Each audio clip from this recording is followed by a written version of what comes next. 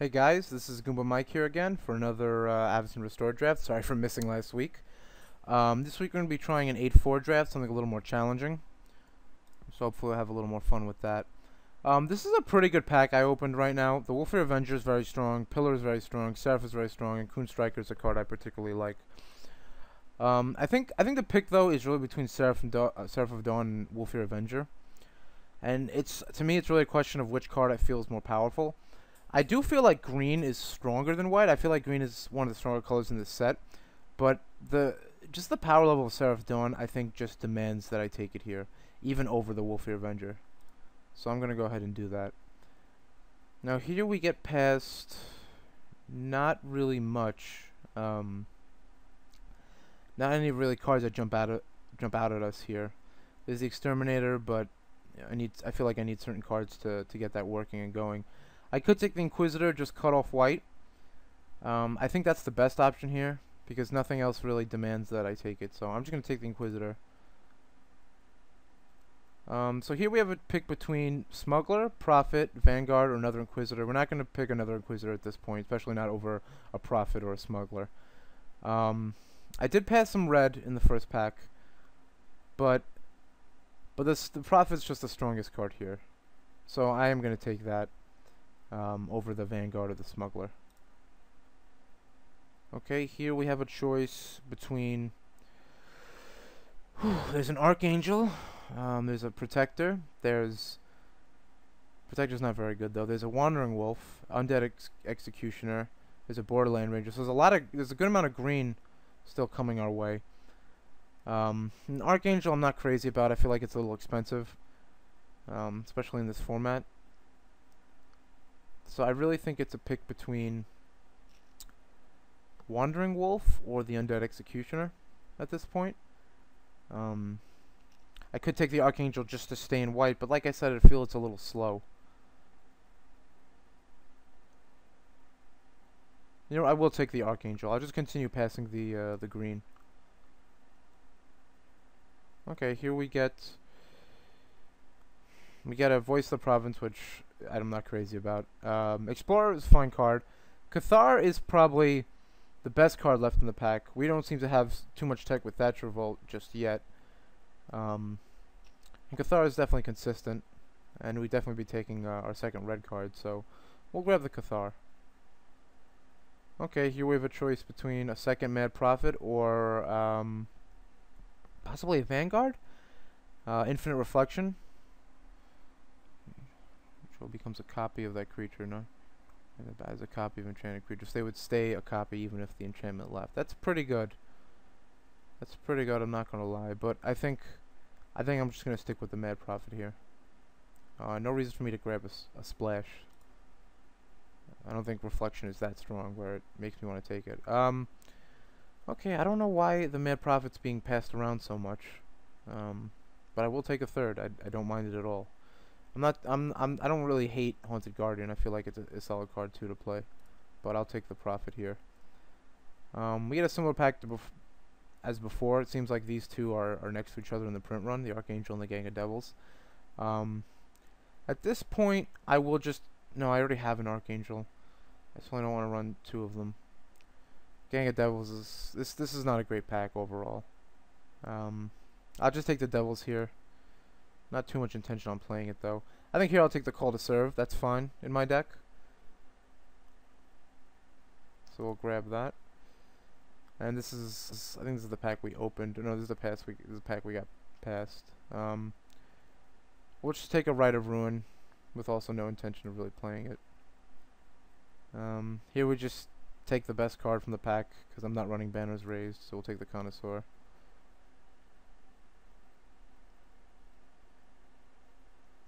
I wonder if at this point I'm overvaluing Mad Prophet.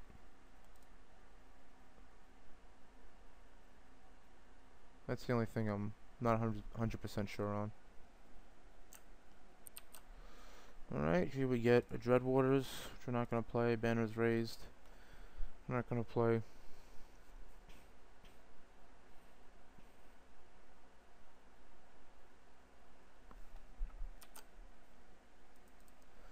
Take a Plains. And we go into pack 2. Alright, well, here we have a choice between grabbing the money card in Tameo, or pretty much grabbing a lightning prowess. I don't think I'd take a cloud shift or a farbog explorer over lightning prowess. But I think I'm just gonna go with the Tameo. Because it's a free draft, basically. So I will go with that.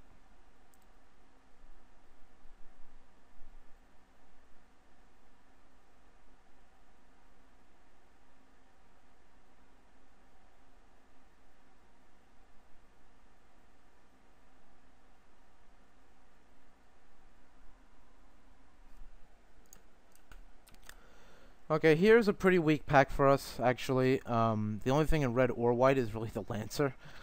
And I think it might be a little too late to switch to black and grab the Seclusion, so I am gonna go with the Lancer. It's a fine card either way.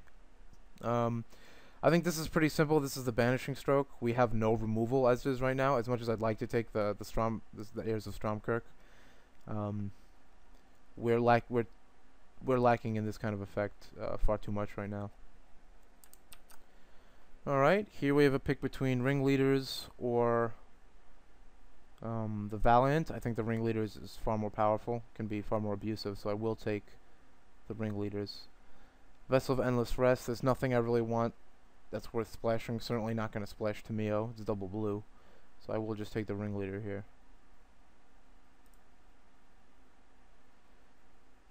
Okay, this is another not so great pack. So this is between the Protector or the Devil.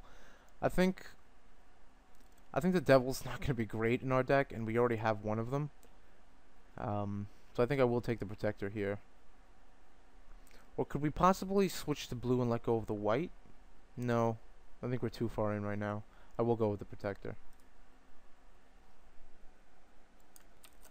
Alright, here we have a chance at another Ringleader or a Cloud Shift. We don't really have a lot that techs with Cloud Shift at all right now.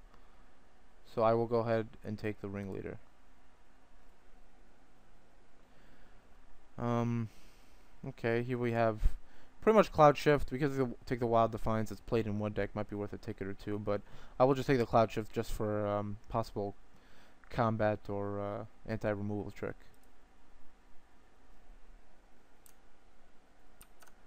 Okay, it looks like, I don't know why would we get a Wandering Wolf this late at all. There's really nothing for us to take here. So I guess I'll just take the Wolf away. Sure. Especially with the guy to our left, most likely having taken the Wolfy Avenger. I don't understand why that would be passed, but... Okay, here we'll just take the Bladed Braces. We can actually play it. We do have a good human count. Here, this is another pack that's not great. I'll take Angel's Mercy because I'm not going to counter draft at this point. Okay, Zealous Strike is fine in our deck. We have a lot of smaller creatures, so that was actually a nice late pickup. We'll just take the Natural End away because we're not going to play any of the other cards. Malicious Intent, sure. Scroll of Grizzlebrand. Okay, so I think in the next pack we're just going to want... I'm going to want a few more weenies, and I'm going to want whatever removal I can get. Some Croon Strikers would be definitely nice, especially with the double Ringleader. And I'm definitely going to take removal in any way, shape, or form I can get it, considering all we have is Banishing Stroke as of right now. Okay, here we open up Cathar's Crusade. Whenever a creature enters the battlefield, you put a +1/+1 counter on each creature you control. I've actually never used that card before. I'm not 100% sure of its power. Defang is removal technically, but we don't have that many flyers, so it is going to provide them with a blocker for a turn if it has less than 2 toughness or less, and if it has more, it's just going to be stuck there. So I'm not too crazy about Defang right now since we're not white-blue. We do have Thunderbolt, which is fine. I feel like you'll always have a target with that. I'm just not 100% sure about the power of Cathar's Crusade, to be honest. It is a fast set, so I'm actually going to go with the Thunderbolt. I'm not going to take the Cathar's Crusade. That might be a humongous mistake, but I'm just not sure on that card. This is a terrible pack. This is an awful pack for us. We have absolutely nothing to take in here. A Vigilante. There's not much. We might have to play the Vigilante for sure on playables. So we'll take that. We're going to take the Righteous Blow just because we need the removal. Although the Thatcher Revolt is nice considering the fact that we have 2 ringleaders. I will take the Righteous Blow. Alright, we'll take the heirs here. That's an easy pick. It's a nice strong card. Okay, so here we have a choice between Trident, Angelic Wall, or Geist. We could run Gallows at Willow Hill. We do have enough humans. We have a pretty good human count. I just don't know. I just feel like it's really slow. Really slow. So I'm not gonna take that actually because of that. I would either take the Wall or the Geist.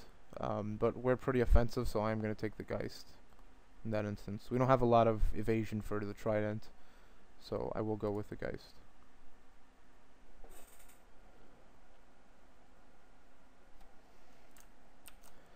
So here's a question of either Defang or Angel's Tomb. Angel's Tomb I've played, but not with great success, to be honest. We do have kind of a beatdown deck, but we're a little low on 2 and 1 drops actually, because all we have is a Devil, which we don't really want to play, and a Vigilante, which we don't want to play, and an Inquisitor. So I think for that reason, I'm gonna take the Defang, just because our deck's a little slower than I would like it to be. Okay, I think here we'll just take the Guise of Fire. It gets rid of a weenie. And here we'll just take the Call of Serve, although we're probably not going to play it at all. Yeah, this deck didn't come along too well. Missed out on more Inquisitors or the Vigilantes. Missed out on some Croon Strikers. They just didn't get past to us. Here I'll just take. I don't think it really matters all that much what I take. I'll just take the Commander's Authority, although I'm surely not going to play that card. Alright, here we get really nothing again. Here I guess the Leap of Faith is the most playable. I don't like Uncanny Speed at all. And I'm not going to counter draft any of these, so yeah. I gotta say this deck is not looking too strong, in my opinion. Just not as fast as I'd like it to be. I'll take the Necrobite from there.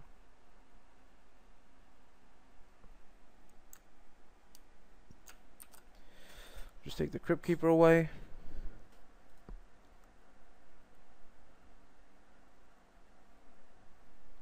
We probably would have got paid off a lot better if we had taken the Wolfare Avenger from Pack 1, but it's hard to take that card over Seraph. It's really difficult. This can just make the game unmanageable for people at times. So let's see how this plays out. I mean, we're gonna have plenty of times where we can drop 3rd turn Ringleader and then swing 4th turn Mad Prophet and swing, which is not terrible. We'll run Thunderbolt certainly, Cathar certainly, Lancer certainly, Heirs certainly, Righteous Blow absolutely, Zealous Strike of course, Defang, Inquisitor, Seraph for the Dawn, Banishing Stroke, Archangel. Just put all 6 and 7 drops over here. The Bracers, yes. So we're a little short in playables here. I think that's going to force us to play some cards we normally not really play at all. But we'll throw the Call to Serve in there. I'm actually fine with that card. The Protector I'll throw in there. The Cloud Shift I can use for the Protector. I can use it for... I could save a Ringleader if they block it after attacking. I can use it for a Cathar, I guess. Overall, not too impressive. I'm tempted to actually run this Vigilante, this wannabe dog. And possibly the Scalding Devil. just so I have some early drops? I don't know. I don't know about all that.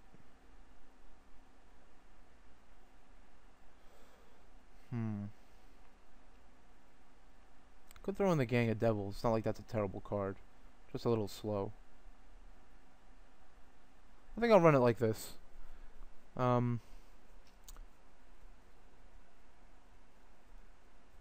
Should probably run the Devils over the Vigilante, but it is a human, which can help with the Ringleader. This card is just not very good. It's not comboing with anything else, so I'll just take the Devil. That should be fine. You don't have great removal, but okay, so the deck's okay. I'd probably, at a scale of 1 to 10, I might put it at a 5 or a 5.5.